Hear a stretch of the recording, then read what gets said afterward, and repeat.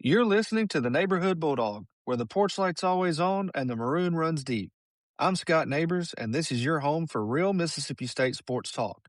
Around here, we don't chase headlines. We break down the wins, the losses, the culture, and what it really means to be a Bulldog. If it matters in Starkville, it matters here. So pull up a chair, grab a drink, and welcome to the neighborhood.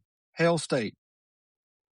Welcome into another episode of the Neighborhood Bulldog, where we will recap an absolutely massive weekend in Mississippi State athletics, but even bigger, the Diamond Dogs, Mississippi State baseball, and Brian O'Connor, proving to the world, the SEC, the rankings, the committee members that Mississippi State baseball is for real.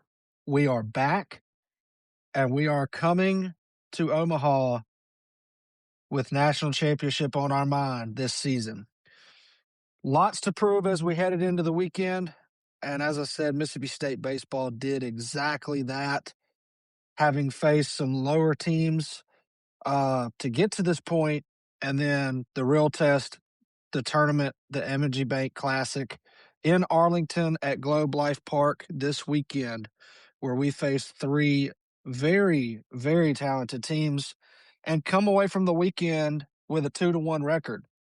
As I said on our last episode, if Mississippi State could end up pulling at least 2 of the 3 games this weekend, then that would prove that they are for real, they're back, and they're ready to compete. And I think that's exactly what we saw. Had a lot of national media attending this tournament, paying attention to it, and I think they came away very impressed as well. So jumping into it, Mississippi State got things started on Friday morning at 11 a.m. first pitch against Arizona State. Arizona State came into the game looking very good, only losing 1 game on the season so far up to that point. And Mississippi State proved what we hoped they would prove, that they could handle good teams. Mississippi State gets things going with a win 8-4 over Arizona State. Actually started 0-0 until a Bryce Chance RBI single in the 5th inning. So really tight game there as we got to the middle innings. And then Garrick Fry followed him with a 3-run home run to give us a 4-0 lead in that game. Aiden Till got himself a home run in the 8th inning to make it 8-2. Arizona State, man. Arizona State wasn't really going away. Had 2 solo home runs hit by them in the 9th inning to get it up to 8-4. And finally, we were able to shut it down and stop the bleeding there in the 9th. But a great game overall for Mississippi State. And great teams have great performances when their best player may not be having the best game themselves. Ace Reese, 0 for 5 on the day. So Mississippi State has a great offensive output, wins 8-4 against a talented Arizona State team, and that's without the help of Ace Reese. Garrick Fry, like I mentioned, 1 for 2 with 3 RBIs on the day. Pitching-wise, Arizona State, we said they were going to face their Friday night starter, which is Cole Carlin, and he actually went 4.2 innings, 2 hits, gave up 3 earned runs, and had 2 walks to 7 Ks. So not a terrible start by him. But it was what Mississippi State did on the mound that really told the tale of the game to me. We started our Friday starter, Ryan McPherson, who went 7 innings, gave up 4 hits, just 1 earned run, and had 3 walks to 5 Ks to get his 2nd win of the season. We had Maddox Miller come in and close it out. Very talented freshman there, and looked really, really good and felt really good after the end of that game on Friday. Moving into Saturday, we already knew Tomas Valencius was going to pitch for us Saturday and felt good about it. I thought Virginia Tech, I expected an offensive game more so than against Arizona State. just because the state of their pitching. I didn't think their pitcher was going to be that good, and he really wasn't. So Mississippi State's offense jumped on him early and took care of business, beating Virginia Tech 15-8 there on Saturday afternoon. Things got started for Reed Stallman. Uh, just immediately gets an RBI double in the first inning. Then you have a Ace Reese 2-run home run in the second inning. Got the freshman Jacob Parker pinch hitting with a 3-run home run in the eighth. And, just some timely hitting, some big flies, power baseball. That's what this game was about. Um, Again, had a little bit of trouble closing the game out. Virginia Tech actually hits back to back to back home runs in the ninth inning there before we close it out and stop the bleeding on that one. You know, we end up winning 15-8, but it was a lot worse than that before that ninth inning there. Player of the game for me on that one is going to be Aiden Till. 3 for 5 with 3 RBIs. Ace Reese woke back up on that Saturday, 3 for 5, 2 RBIs and a home run. And Ryder Woodson has a breakout game, 3 for 5 with 2 runs scored. And then, like we talked about last week, Bryce Chance holding down that 9-hole spot, going 2 for 3 with 2 RBIs, just doing the thing that he knows how to do there. Tomas Valencius on the mound, again, another great start by him. 5.1 innings, 4 hits, 2 earned runs, and only 1 walk to 7 Ks. That is getting the job done. Great job by him on the mound. Likewise, Virginia Tech's pitcher, Griffin Steig, who we talked about last week, 2 innings, 5 hits, 4 earned runs, 3 walks, and 3 Ks. So Mississippi State offense did exactly what they should have done against him and got him out of the game there pretty early. So great first 2 games in the M&G Bank Classic there. Mississippi State already proving that they are a wagon. They've got power baseball, situational baseball, pitching, bullpen, everything was flowing perfectly. And then we get to today's game that probably had the most hype of any regular season game I've seen in years, where Mississippi State, as the only 11-0 team in the country, one of 4 undefeated teams left in the country, going to face off against number 1 in the country, the UCLA Bruins. We hope for a little bit of payback from when we faced UCLA in the College World Series finals in 2013, but ultimately Mississippi State did not get that. But what a game. One of the best games you will ever see. Just 2 absolute heavyweights. It looked like Muhammad Ali, Mike Tyson, whoever you want to say, just throwing haymakers at each other from start to finish. Just an absolute dogfight in this game. So we're going to dive into how it happened. And then we're going to highlight one thing that I really want to talk about from it. So ultimately, Mississippi State got hosed. Okay. Mississippi State won this ball game. The scoreboard, the record, the schedule, all the official things will tell you Mississippi State lost this game. But anybody watching that game knows Mississippi State won this game. Okay. And that's not to whine about the referees or the umpires at all. But we're going to get into why I say that. So, great game to start. Mississippi State actually has to come back from being down 3-0 as we go into the 4th inning, and then we get a Reed Stallman 2-run home run. And then a Ryder Woodson double actually ties it at 3. And then in the 7th inning, Jacob Parker gets a sac fly to give us the 4-3 lead over UCLA late in the ballgame there. In the 8th inning, Noah Sullivan has an insurance run by just smashing a solo shot to give us the 5-3 lead there in the 8th inning. Okay. We go into the ninth inning, and this is where things kind of get interesting. Ben Davis on the mound for Mississippi State. He hits Dean West on the foot with 2 outs in the ninth inning. Okay. The next batter, Rock Chalowski, who is likely to be a first-round draft pick for UCLA, is their shortstop. Big, lean guy, power, speed, the prototype baseball prospect. Ben Davis absolutely grooves one and hangs a slider.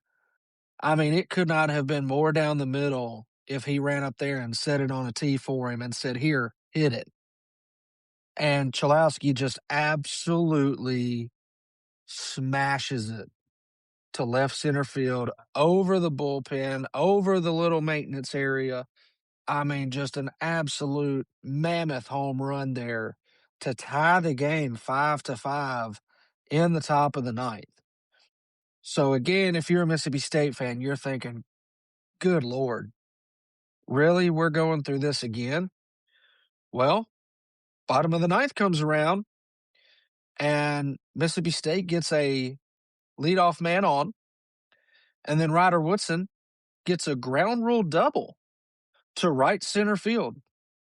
And it's unfortunate that it was a ground rule double, because if it stays in the fence, the game is over. Mississippi State wins the ball game right there that quickly. Ultimately, the ball goes over the fence. It's a ground rule double, which means Gatlin Sanders, who was pinch running for Andrew Raymond, has to stop at third. Okay. Nevertheless, Mississippi State's got second and third with nobody out. The winning run is on third base. Okay. Everybody's feeling good. Well, then we have Jacob Parker that comes up to bat. He strikes out. Okay. Bryce Chance is intentionally walked to load the bases. And then Aiden Till, on a 3-2 count, takes a ball, and I say takes a ball because it was a ball, inside under his hands, about an inch off the plate inside. Celebrates, starts heading down the first base. The game's over. Mississippi State wins the game. Umpire calls strike 3 on Aiden Till there. And then Ace Reese grounds out to second to end that inning. So, second and third, nobody out. You don't score the winning run. You don't win the game right there. Even though you really did win the game because the umpire blew the call, proven by the announcer's reactions, proven by anyone with eyeballs that can see that the ball did not go over the plate, as well as because Mississippi State was playing in Globe Life Park, a Major League Baseball stadium. They are now equipped with the ABS tracking system, as players can challenge pitches, strikes, and balls this season. So the entire game, we were able to get a glimpse into some of that, even though college doesn't have access to that. And yes, the ball was inside off the plate. It was ball 4. The game should have been over. Mississippi State wins. That didn't happen. The umpire blew the call. Ace Reese grounds out to second, and we go to the top of the 10th inning. Top of the 10th comes around. We get a strikeout. We walk a guy, and we hit a guy. And then Brian O'Connor brings in Chris Billingsley. Not only does he bring in Chris Billingsley, you've now changed out your catcher to Sean James, who hasn't caught the whole day. And Chris Billingsley comes in and gets a ground out to shortstop. And then he gets a walk. And then he gets a wild pitch. And that wild pitch gives UCLA the 6-5 lead there in the top of the 10th. Right after that, Aiden Espinoza hits a 2 RBI triple to the fence off Chris Billingsley to take an 8-5 lead. And at this point, if you're a Mississippi State fan, you know you just got screwed. You know the game should be over. You know you won the game. But what you're watching is showing, okay, here we go again. That's the most Mississippi State thing ever. Let's see if we can have some magic in the bottom of the 10th. Bottom of the 10th comes around. Noah Sullivan leads off with a double. And then Reed Stallman, who just seems to have the clutch gene this season, comes through with a 2-run home run to make it 8-7 in the bottom of the 10th. From the time he hit that 2-run home run to bring it back to a 1-run game, we strike out. Ryder Woodson hits a single, and then we line out to shortstop. Game over. In the scorebook, Mississippi State loses that ball game against number 1 in the country, UCLA. So you can see the haymakers being thrown. You can see the back and forth, the heavyweight battle this game was, start to finish. It felt like a College World Series final championship deciding game.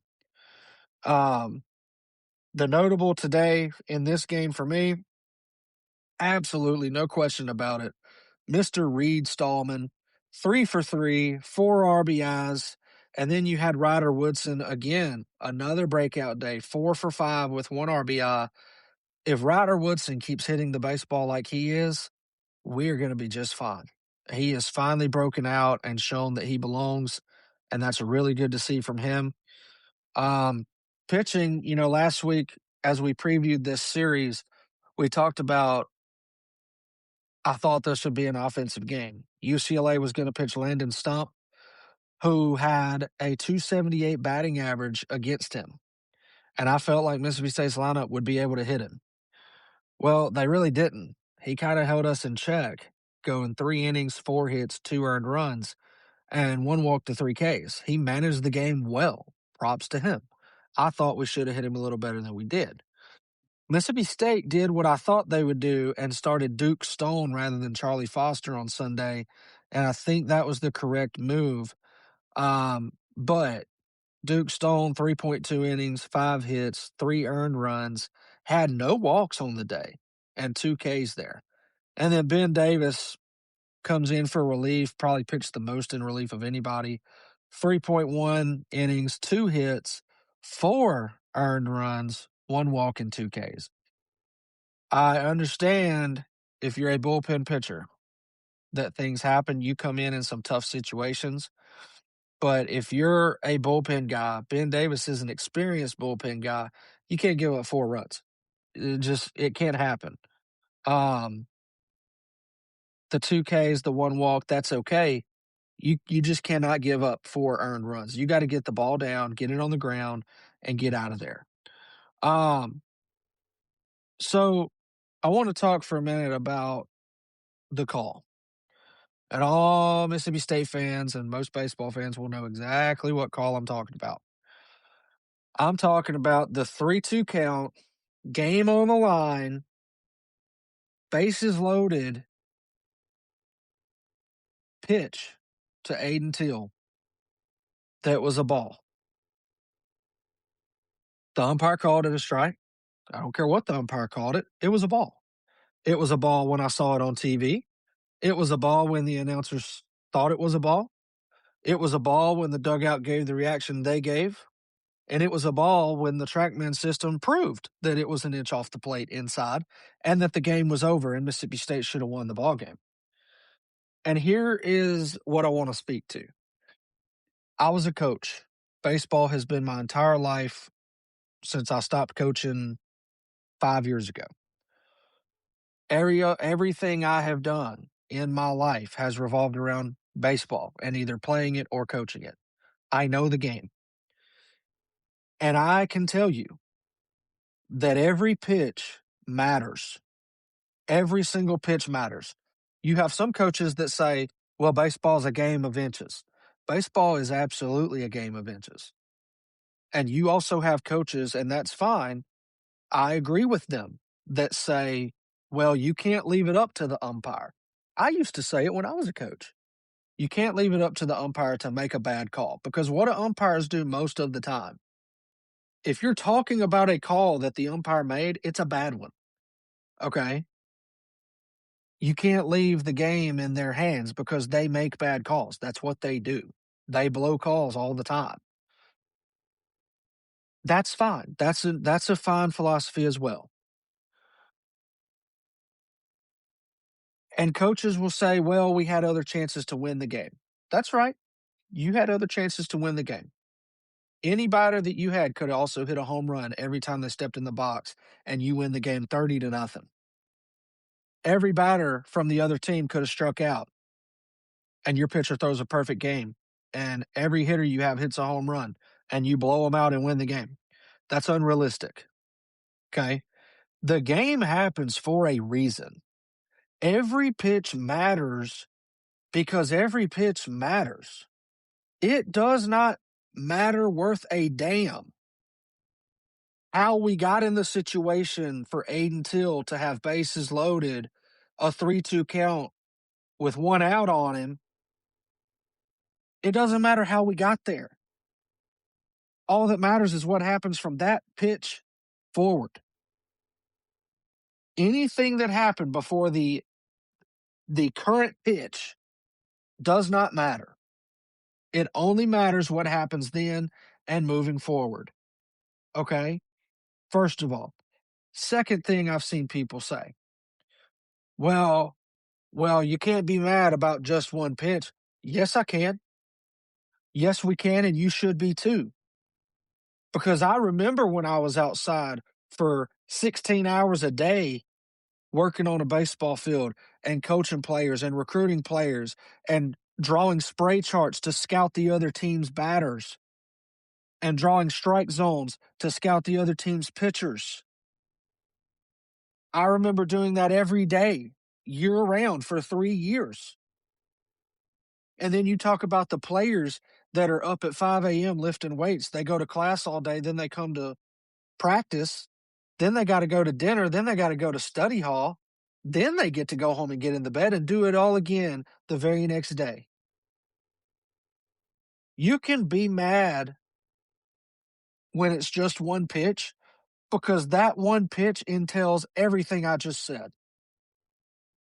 And when you invest the time and the energy into the game and into the kids on your team, and the kids invest their time and energy and talent to learn the game and get better and work and perform, to have it ripped away because some geriatric behind the plate can't see straight is ridiculous. You absolutely have a right to be mad when an umpire, I don't care what sport it is, an umpire in baseball, a referee in football, a referee in basketball, they get paid to make the right call. They get paid to make the right call every single time they have to make a call. It is not, oh, well, they made the right call when it mattered, or they made the bad call when it mattered. You're paid to make the right call every time, every single time. And when I'm in the dugout with a team full of kids that have invested their time and energy, and I've taken time away from my family to invest my time and energy, I expect your ass to make the right, correct call every time. Mistakes happen. I understand that, and nobody's perfect. But you get paid to make the right call. And there is an expectation from every person in the stands, every person on the field, and every person in the dugout that you're going to make the correct call because that's what you were trained to do. And it burns me up constantly seeing umpires with an agenda that, for whatever reason, well, I stand this way, so I always call the outside corner. I don't give a damn. If the outside corner don't include the damn strike zone, fix your damn strike zone or change how you stand behind the freaking plate. I'm sick of it. There is too much time and money invested into this sport and into these kids for umpires to F it up and rip it away from them when they earned it. I would say this no matter who the team was. I don't care. I would say this if it was Ole Miss that got screwed on the call in the same situation today. I'm tired of seeing umpires that get paid to make calls blow the game, and it happens constantly. And thank goodness MLB gives us a system where they are held in check. Could you imagine Angel Hernandez having the ABS system in his games if he was still umpiring this season? You would never get through the game. They just had an umpire behind the plate for a spring training game last week miss 6 straight pitches. That's an umpire that's hoping to go to the major leagues. Do you know what you get if you're a umpire in Major League Baseball? You get to fly first class to every city you have a game to call. You fly first class, unpaid. League covers it. You also get like $150, $200 per diem to spend on food and everything that you want to do. You also have an insane amount of other perks, hotel perks, food perks, travel perks. You're getting all this benefit because you're expected to call the game the right way and make the right damn calls. The umpire today, I'm sure he's a nice man. I'm sure he's got a great family. And yes, you can say, well, it's just one pitch. It wasn't just one pitch. If you watch the game, it was both teams the entire game. And the problem I have with it as a Mississippi State fan is if UCLA threw a pitch exactly like they threw to Aiden Till, okay? Go back and watch the game. Aiden Till, ball is in under his hands and kind of runs a little bit, and it's an inch off the plate inside. It was ball 4. The game was over. Go look at Ace Reese's at bat right after Aiden Till there when he grounds out to second. The same exact pitch was thrown to Ace Reese, and he took it, and it's called a ball. The same exact pitch. The pitcher couldn't have ran it up there and put it more of a pinpoint for it to be the exact same spot that Aiden Till had strike 3 called on him. Not only that, some umpires do better on right-handed batters than they do left-handed batters. Aiden Till and Ace Reese are both left-handed batters.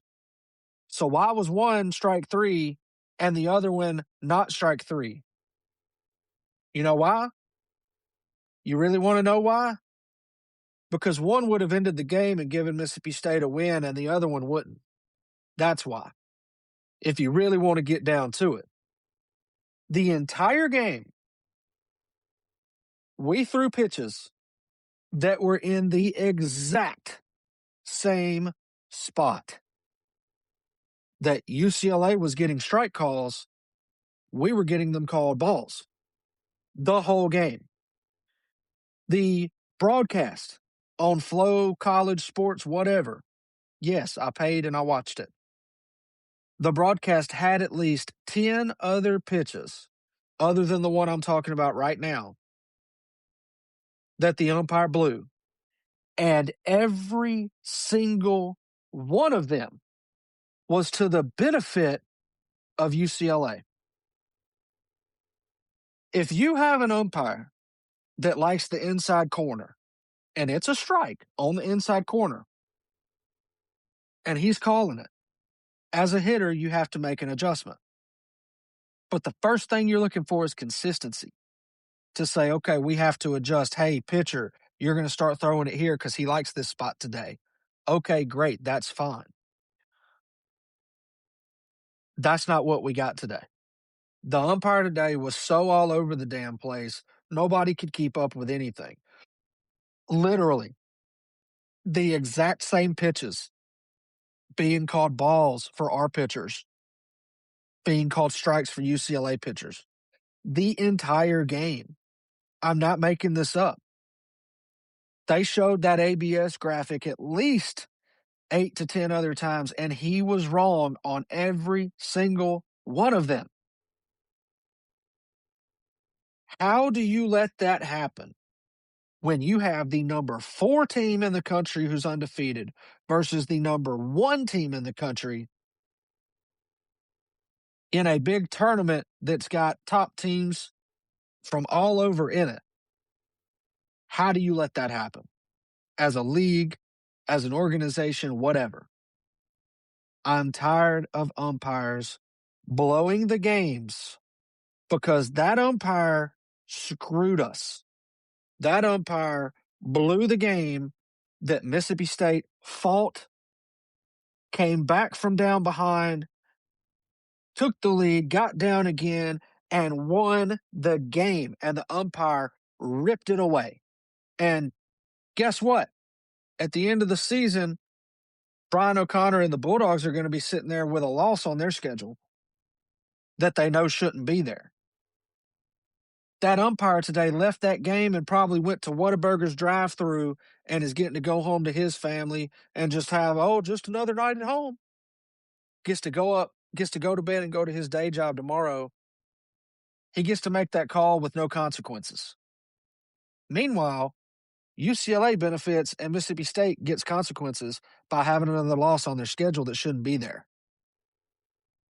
That's absurd, and that's what I'm sick of. It doesn't matter what the sport is. These officials have no repercussions for being bad at their jobs. If I'm bad at my job, I get fired. Chris Lamonis was bad at his job. He got fired. Chris Jans is bad at his job.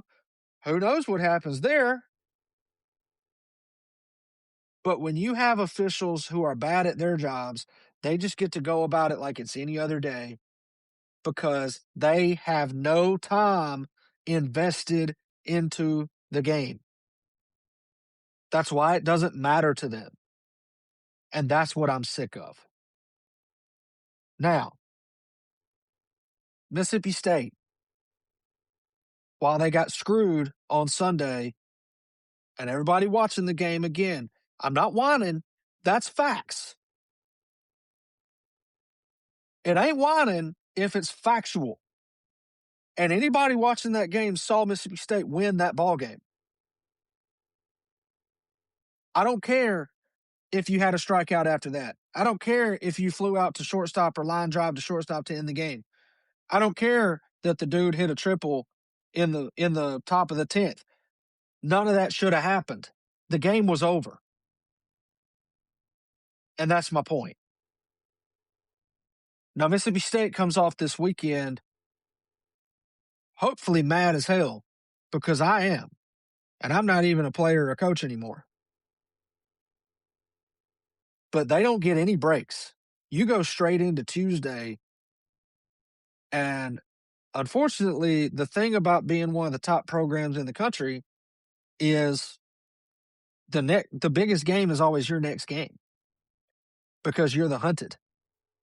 And Mississippi State is going to what is probably going to be one of the more hostile environments they will go to this season, including Fayetteville, Arkansas, including Oxford, including we don't go to LSU, but that's going to be a heck of a series in Starkville with an atmosphere that's crazy. Mississippi State's got to go to Hattiesburg, Mississippi on Tuesday night and face an absolute red-hot Southern Miss Golden Eagles team. Probably going to be a sellout crowd. Probably going to be extremely raucous. Going to be an insane environment there as Southern Miss just came off sweeping Louisiana Tech at the Love Shack. The first time they have swept Louisiana Tech on the road since 2009. And then they had that great opening weekend series with UC Santa Barbara. Mississippi State going to Hattiesburg on Tuesday night. That is going to be one of the top midweek games of the year in the country. And it's going to be a dogfight. And if Mississippi State players and coaches are letting today piss them off and linger, we're going to get beat Tuesday. We may get beat anyway Tuesday. Southern Miss is an absolutely for real baseball team. Right now, today, they look 10 times better than the 2009 Southern Miss team that made it to Omaha. And Southern Miss has been knocking on the door to Omaha many, many, many times. And this team right now, this year, looks like the Southern Miss team that's going to actually do it. And one of two things is going to happen. They're going to really solidify their place as a top 10 team on Tuesday if they beat Mississippi State. Or Mississippi State is just going to continue to prove that they are legit and they are for real as we head into SEC play. Mississippi State needs to focus incredibly hard on this game Tuesday night, and then you get kind of a break as you go into the weekend hosting Lipscomb here at home before you get into SEC play. But you had the biggest game of the year, probably the biggest game in several years for Mississippi State today, and Tuesday only gets bigger. So I am very intrigued and very interested to see how we come out, what our energy looks like Tuesday, because I'm telling you, that game is going to be an absolute brawl from start to finish. In-state, not really rivals, but whenever the in-state schools play each other, it gets a little wild. And that one is going to be one for the books. I can already tell you. In other action, the softball team got some wins over the weekend, continuing their winning ways with wins over Wofford, Georgia Southern, and then a split with Clemson. They lost and then beat them today. Women's basketball loses 72-63 today to the LSU Tigers. That's a respectable score. I'll be honest, I didn't watch it. I know nothing about it other than the final score.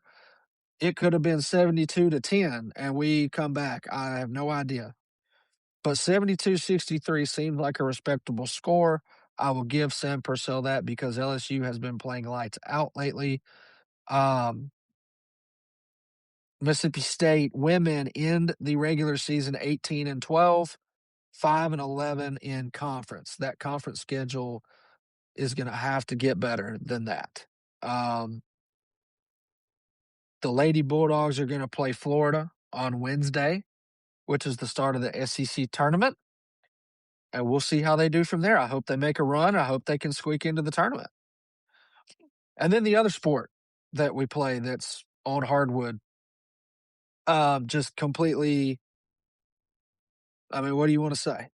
What is there to say about them at this point?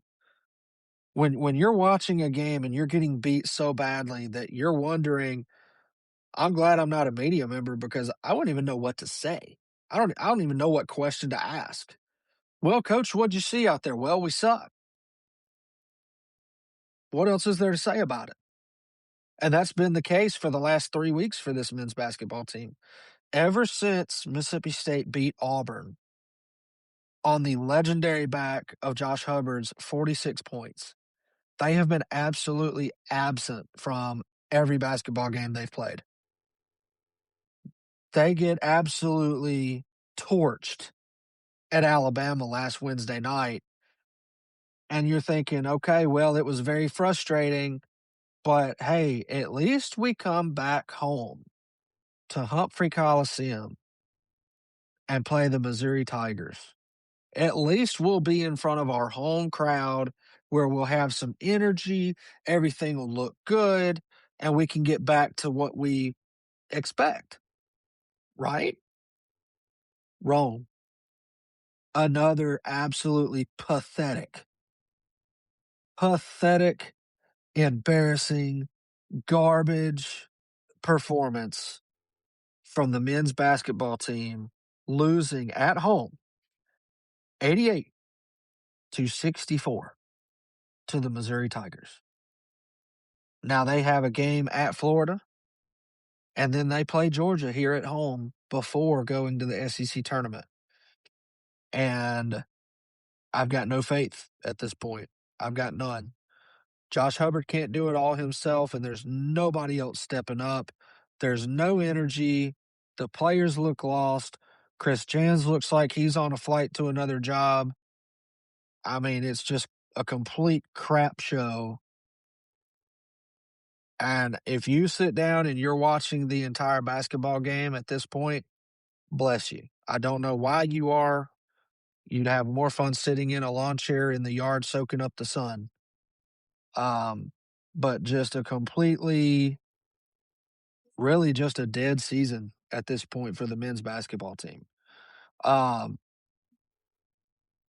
we will be back with you after Tuesday's massive baseball game at Southern Miss. And I'm hoping Mississippi State baseball can pull that off. That would be another massive cog in the wheel of the Brian O'Connor machine after what was a fantastic weekend. The questions surrounding Brian O'Connor and Mississippi State up to this point has been, are they for real? Do they belong? They haven't played anybody yet. And this weekend proved that not only do they belong, they are a national championship contender from top to bottom in that lineup and could absolutely win the entire thing as long as we stay healthy. So we'll be back with you. Thanks for joining us again. And be sure to like, subscribe, and listen and join the neighborhood. Hail State.